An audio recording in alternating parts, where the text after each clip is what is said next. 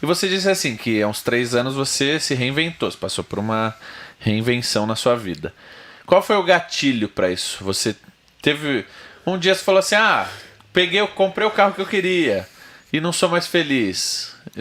Onde que você sentiu que você era o falso feliz? Porque isso é difícil da pessoa entrar, né, nessa realidade. Uhum. As pessoas vivem e vivem e vivem, ou só quando acontece uma grande merda, o cara fala, pô, eu preciso mudar alguma coisa.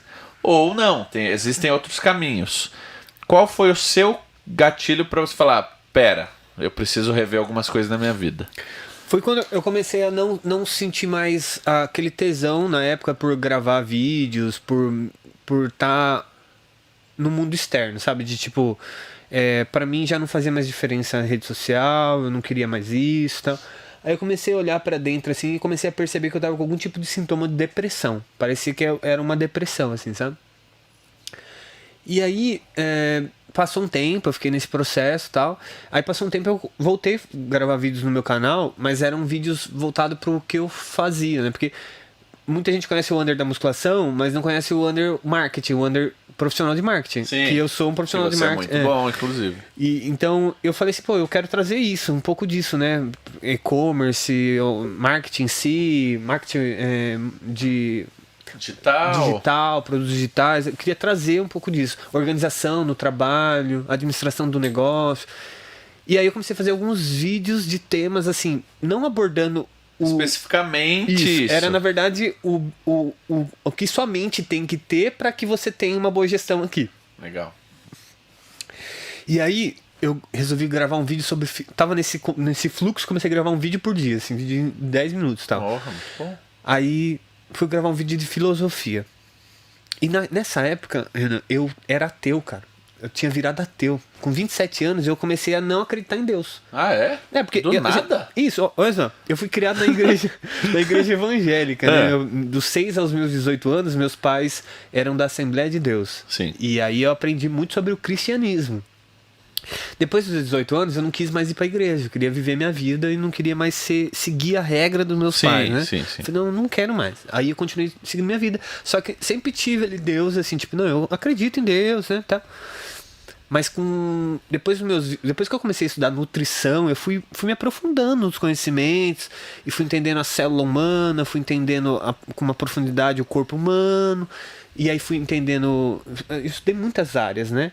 Antropologia, história, aí estudei a parte da física, estudei a parte das estrelas, fui estudando tudo isso, e principalmente quando eu cheguei na parte de estudar a astronomia, eu comecei a enxergar o tamanho do universo. Eu falei, doido, o né? universo é muito grande, cara. Só com quantos anos?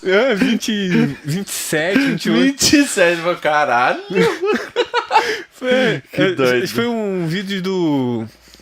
Esqueci o nome dele agora, que me despertou a vontade de entender o tamanho do universo comparado ao que nós somos. Ah, você assistiu algum vídeo? E aí eu fui estudar e comecei a me aprofundar. Sim. E teve uma série que eu assisti na época, foi muito boa para mim, para entender isso com nitidez, assim, que é a série Cosmos. Cosmos, sei. Foi tipo assim... Netflix, né? Eu falei, a gente não é nada, a gente é uma poeirinha, a gente é um pedaço de grão de areia, né? Como que Deus pode querer algo de nós e ter essa conexão com todas essas galáxias, tudo isso, né? E aí foi onde que eu comecei a criar um ceticismo muito forte. E virei um ateu por um bom tempo. Sim. Porque eu era tipo de pessoa assim, eu acredito se eu ver. Mano, eu tava falando disso com o Leandro Twin, velho. Você acredita? Porque ele é ateu, ele falou que é ateu. Aí ele começou a contar várias histórias, a gente trocando ideia aqui. Aí ele, não, Renan, mas isso aqui, você acredita que coincidência? Eu falei, coincidência? Aí ele contou outra história, não sei o que lá, você viu essa coincidência aí? Coincidência? De novo! E, mano, aí eu fiquei brincando com ele, eu falei, mano, você acredita em Deus e não sabe, calma, na hora certa. Aí a gente ficou brincando e tal.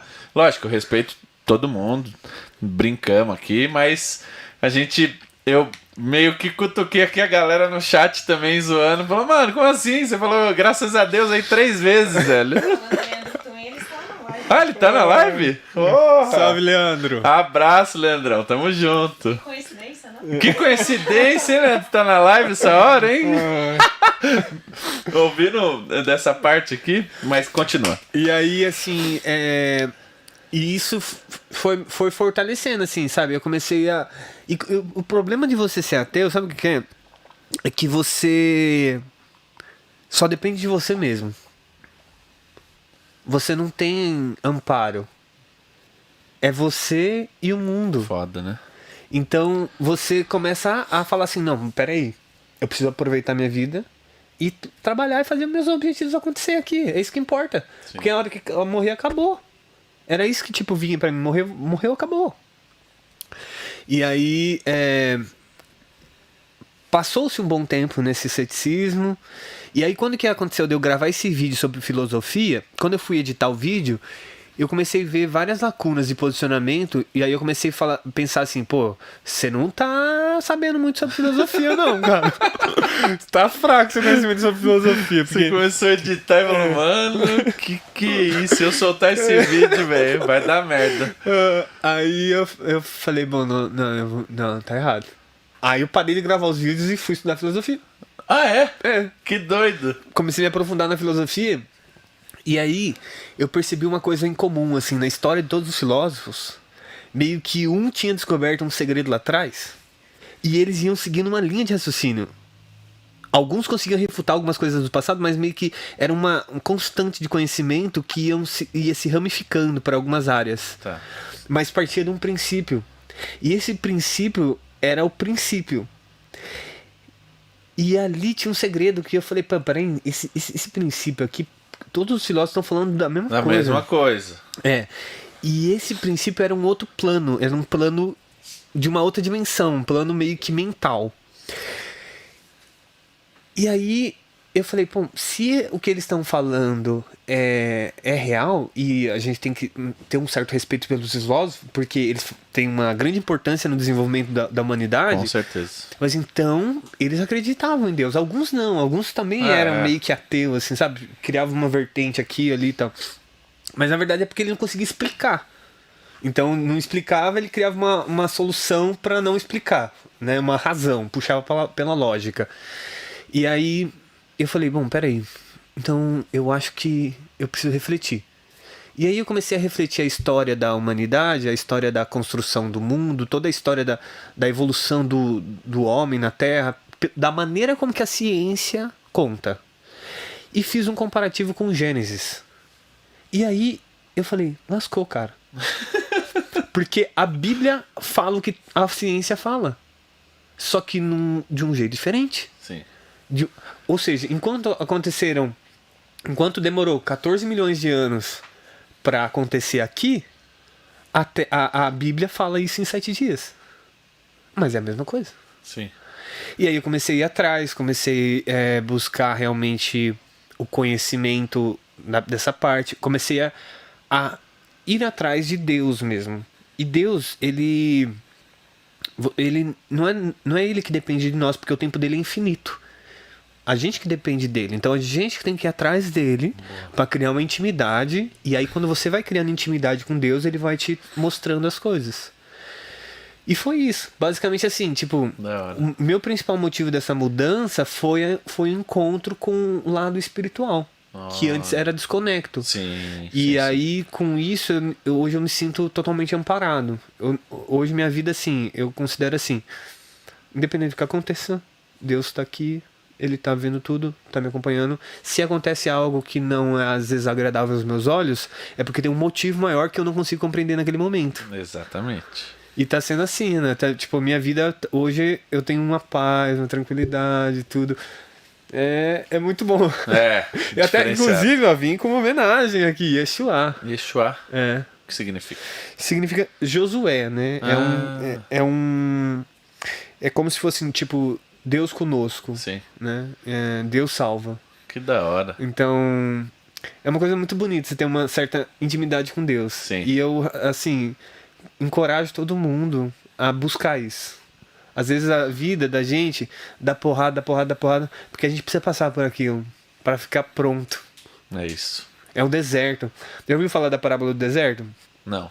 Que teve um povo que saiu do Egito e ficou 40 anos no deserto, até chegar à Terra Prometida. Ah, isso eu já ouvi mais ou menos, mas não sei a história.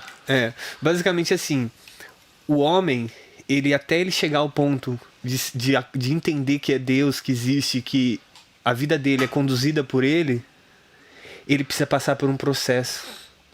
E esse processo é doloroso, porque ele está desamparado. Tem uma outra passagem também... Ele tá, tipo, no meio do deserto, sofrendo ali. Isso. Entendi. Até que ele realmente retoma as forças dele, e aí ele chega na Terra Prometida.